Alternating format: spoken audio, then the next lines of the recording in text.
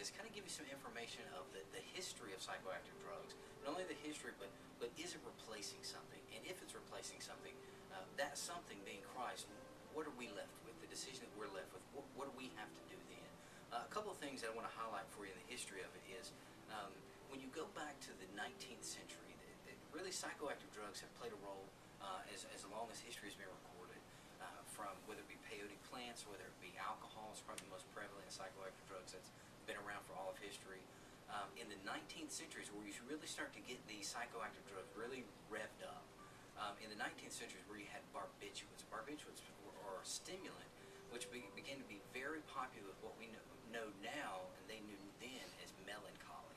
So when you look at that and then you fast forward to the 1950s, then we really start to get a molded shape of what the psychoactive drugs would look like for the future of America and really across the world. What's interesting, when you look at the history of psychoactive drugs as they begin to unfold in the 1950s, is how they began to do that. Edward Shorter, who's a secular psychologist, writes basically that the drugs that we have now are really unhelpful because they're really a watered-down form of opiates and amphetamines that they used in the 1950s. So what you've got is you've got now a watered-down version of what was in the 50s. So what was in the 50s? Well, the greatest known stimulant used for depression in the 1950s was cocaine. Cocaine is something that Freud used explicitly, and then once he began to notice the addictive qualities of that, began to taper it off, replace that typically with 26 cigars a day. So nicotine in large amounts can still have that stimulating effect. So in the 1950s, you see whether it's opiates or amphetamines, but you see it really manifesting itself in cocaine. Edward Shorter goes on to say that the only real antidepressant is cocaine in anything in that group of psychoactive drugs. Now, that's not going to happen today. You're not going to see that prescribed by any pharmacist because of so many different issues. What's interesting too is what he says in his book Before Prozac.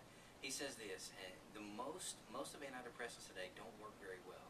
This is in contrast to the 1950s and 60s when some truly effective medications for mood disorders were available. What he's talking about, and he's referring to cocaine, is what he's referring to. He goes on to say that cocaine would make the best antidepressant, but there are many fears of its addictive qualities, which we know now what those fears and how they're founded.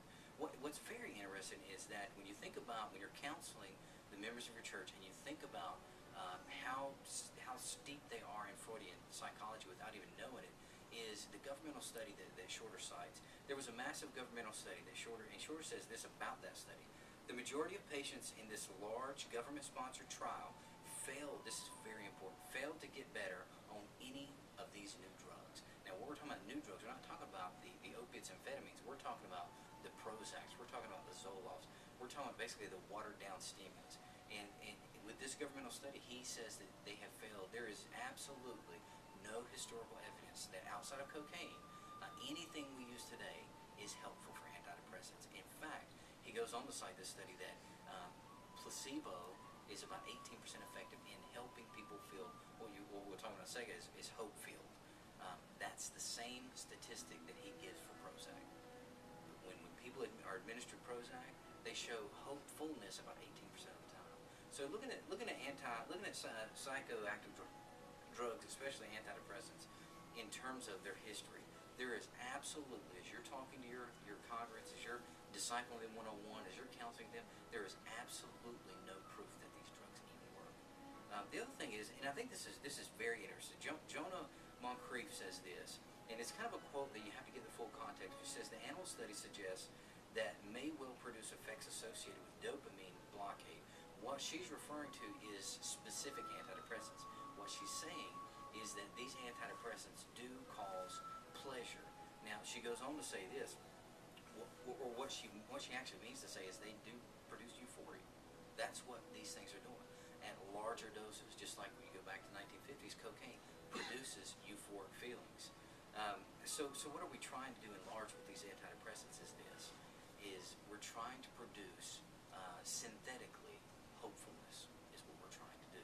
And it's so entrenched into what we do in our society that it's just something we do. We just think that it's okay. But the last thing I want you to think about as you're counseling your congregants is this: what does Christ have to say about it? what does the Bible have to say about it? Well, a lot.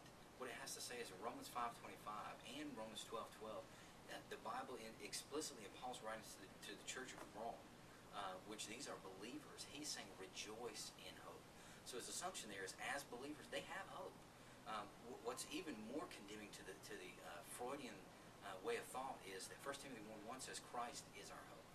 So now you have an antithetical choice. It's either psychoactive drugs or Christ is our hope. Because when you choose one, you're saying that the other is not the hope.